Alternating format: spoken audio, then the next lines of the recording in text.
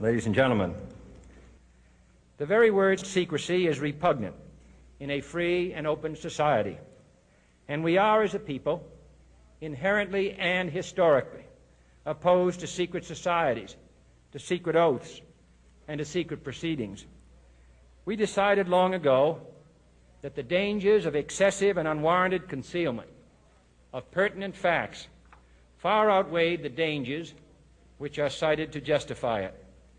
Even today, there is little value in opposing the threat of a closed society by imitating its arbitrary restrictions.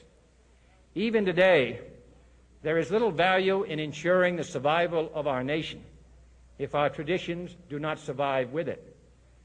And there is very grave danger that an announced need for increased security will be seized upon by those anxious to expand its meaning to the very limits of official censorship and concealment.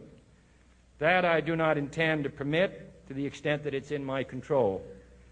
And no official of my administration, whether his rank is high or low, civilian or military, should interpret my words here tonight as an excuse to censor the news, to stifle dissent, to cover up our mistakes, or to withhold from the press and the public the facts they deserve to know. For we are opposed around the world by a monolithic and ruthless conspiracy that relies primarily on covert means for expanding its sphere of influence, on infiltration instead of invasion, on subversion instead of elections, on intimidation instead of free choice, on guerrillas by night instead of armies by day.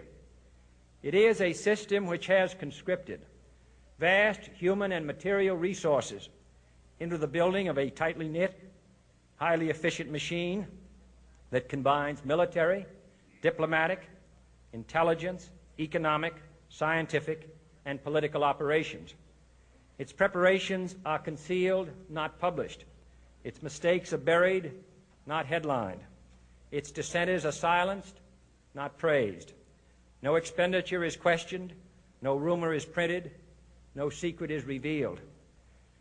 No president should fear public scrutiny of his program, for from that scrutiny comes understanding, and from that understanding comes support or opposition, and both are necessary. I am not asking your newspapers to support an administration, but I am asking your help in the tremendous task of informing and alerting the American people.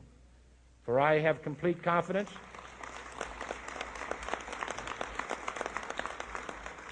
in the response and dedication of our citizens whenever they are fully informed. I not only could not stifle controversy among your readers, I welcome it. This administration intends to be candid about its errors.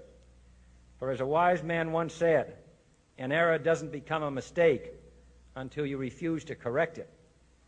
We intend to accept full responsibility for our errors, and we expect you to point them out when we miss them.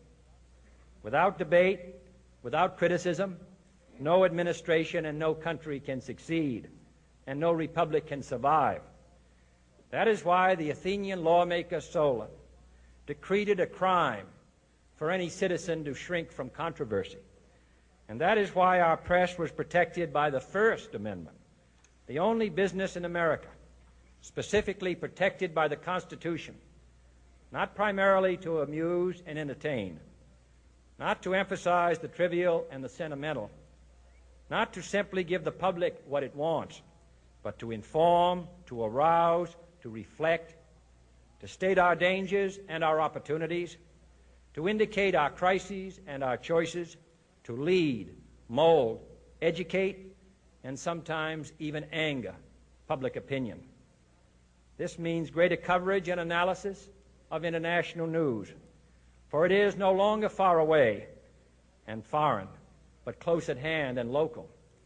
It means greater attention to improved understanding of the news, as well as improved transmission. And it means, finally, that government at all levels must meet its obligation to provide you with the fullest possible information outside the narrowest limits of national security. And so it is to the printing press, to the recorder of man's deeds, the keeper of his conscience, the courier of his news, that we look for strength and assistance, confident that with your help, man will be what he was born to be, free and independent.